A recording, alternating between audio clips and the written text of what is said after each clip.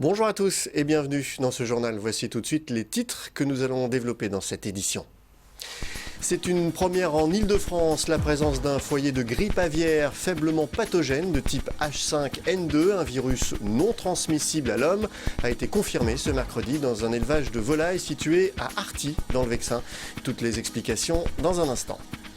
À Montigny, le bois de Boissy sera de nouveau accessible aux promeneurs. Les travaux de réhabilitation du bois ont été inaugurés ce mercredi par Barbara Pompili, la secrétaire d'État chargée de la biodiversité.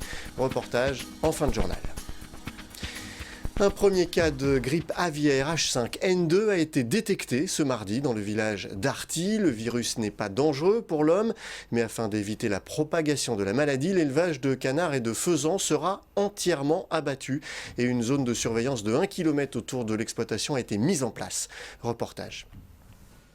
C'est ici, dans cette ferme d'Arty, dans le Vexin, qu'a été détecté le premier cas de grippe aviaire d'Île-de-France. Il s'agit du virus H5N2, une souche faiblement pathogène et non transmissible à l'homme. Pour éviter la propagation du virus, l'élevage a été confiné, des filets ont été installés pour éviter tout contact avec les oiseaux sauvages, mais surtout la totalité de l'élevage sera abattue. 6000 canards colverts et 4000 faisans. L'exploitant, qui perd l'intégralité de ses volailles, sera indemnisé par l'État. Une zone de surveillance a été mise en place dans un rayon de 1 km autour du village d'Arty. L'occasion pour la préfecture du Val d'Oise de rappeler les consignes de prévention à la population. Les propriétaires de basses-cours sont invités à procéder au confinement de ces basses-cours, à éviter tout contact possible avec de la faune sauvage. Et c'est cela qui va être vérifié, rappelé aux intéressés, notamment par les maires.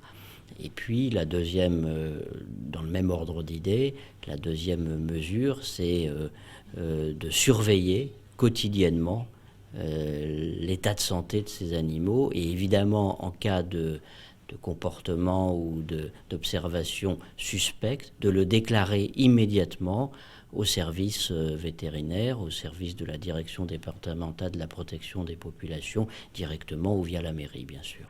La destruction totale des volailles aura lieu dans les 2 prochains jours à Arty. L'exploitation sera ensuite désinfectée et un délai de 21 jours sera observé avant de réintroduire les premières volailles. Une enquête épidémiologique a été ouverte pour tenter de déterminer la provenance du virus. En bref, le chômage repart à la hausse dans le Val d'Oise en décembre. Le Val d'Oise compte 101 740 demandeurs d'emploi en catégorie A, B et C.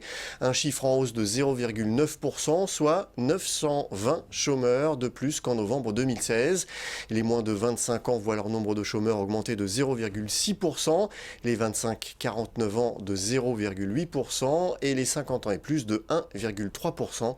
Les femmes ont été davantage touchées avec plus 1,1% quand leurs homologues masculins accusent une hausse de 0,7%.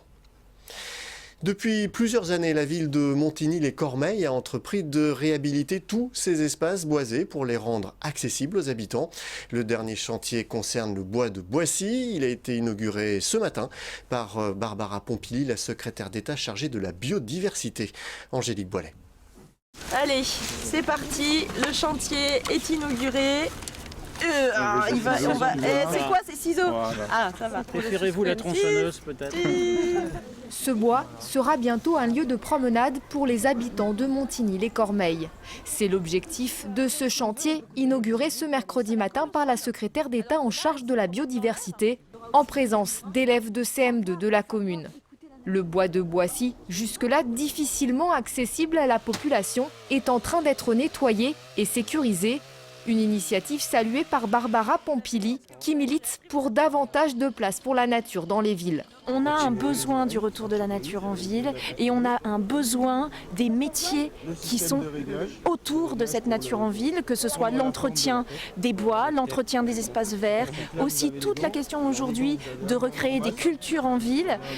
Il y a toute une économie qui est en train de se développer et qui va créer vraiment un avenir et qui va créer de belles opportunités pour nos jeunes et pour les populations en général. Une initiative d'autant plus saluée que cette réhabilitation est entreprise par des jeunes de 18-25 ans en chantier d'insertion. Leur mission, débiter et retirer tous les arbres tombés après le passage de la tempête de 1999. Ce chantier, qui a commencé en début de semaine, est piloté par l'association Agua, basée dans la commune. Plus spécifiquement sur ce chantier, effectivement, on leur apprend les méthodes de bûcheronnage, et notamment les méthodes alternatives.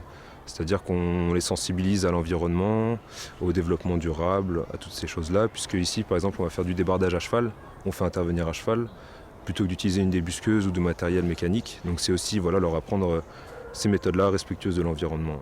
Le bois de Boissy est le dernier à être réhabilité. Les 4 autres espaces boisés de la ville ont déjà été débroussaillés pour une meilleure accessibilité.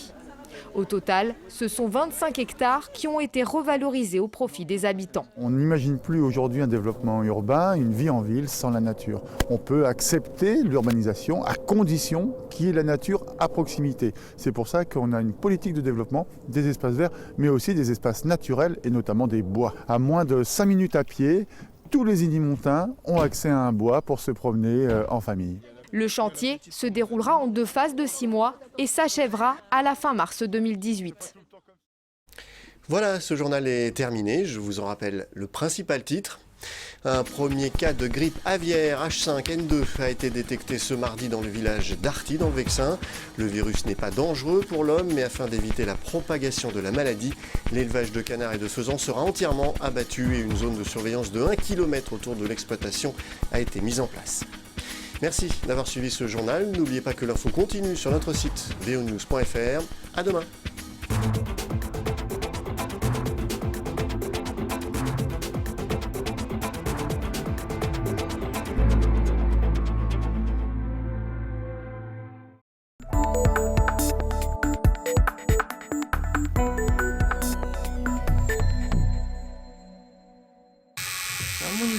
Ça va. Pour l'instant, ça va encore pour Nico. Comme près d'un Français sur 5 âgé de 25 à 35 ans, il est tatoué. Aujourd'hui, Nico est venu pour un nouveau tatouage sur son avant-bras, la reproduction d'une œuvre d'un artiste américain. Je m'étais déjà fait cette face-là. Et là, on attaque le recto, quoi. Pour réaliser ce tatouage complexe, il faudra 7 heures. De longues heures où il va falloir à Nico gérer un facteur qui fait partie intégrante du tatouage, la douleur. Ça va les premières heures. Et au bout de 3 heures, 3-4 heures, ça commence à vraiment être pénible. C'est-à-dire qu'à l'origine, on ne paye pas pour avoir mal, on paye quand même pour avoir le résultat. Mais c'est vrai que la douleur fait partie du jeu, quoi. Un jeu qui rapporte gros. En 30 ans, le nombre de boutiques de tatouage a explosé. Dans les années 80, on en comptait en France une vingtaine. Aujourd'hui, on en recense près de 4000. Ouvert depuis plus de 10 ans, ce salon d'Aubonne ne désemplit pas. On touche tout le monde, ouais. Ça va de 18 ans jusqu'à 70 ans. Ils viennent pour leur premier en plus. Souvent pour leur premier. Suite au décès du conjoint ou une séparation. Voilà. Pour pouvoir tatouer tout ce petit monde de jeunes et de moins jeunes, Stéphane s'est entouré de 4 autres tatoueurs. Aurore en fait partie. Tatoueuse depuis plus de 10 ans, elle a vu l'évolution des motifs. On est passé du tribal à tellement de trucs. Maintenant on fait de tout. Mais surtout des trucs de gonzesse.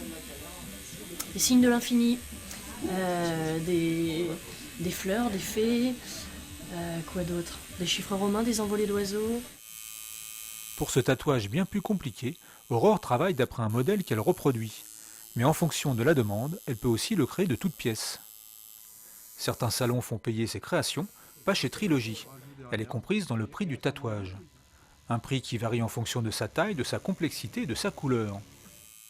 Un tatouage comme celui-ci coûte dans les 650 €. Un investissement financier important qui relève avant tout d'une véritable réflexion. La plupart des tatouages que je fais aujourd'hui ou que je vais faire sont des tatouages que je veux faire déjà depuis plus de 10 ans. Donc automatiquement, j'ai eu le temps de réfléchir au fait que ça allait être sur mon corps pour toujours, quoi. Enfin, après, je sais pas si on a le réel impact de se dire qu'on va vieillir avec, mais ouais, c'est comme ça. Enfin... Les tatoueurs de Trilogie peuvent avoir le sourire. La mode n'est pas encore passée. Autrefois réservé aux rebelles, le tatouage est maintenant rentré dans les mœurs. En France, 1 personne sur 10 est tatouée. Aux États-Unis, c'est plus d'1 personne sur 5. De quoi largement voir l'avenir avec le sourire. Bon allez, pas tout mais nous hein, on a 7 heures de torture. Ouais.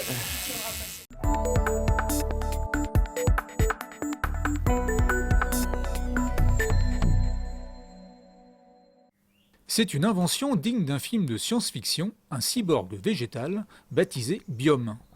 Développé par la start-up Still Human basée à Neuville, il s'agit d'une plante connectée.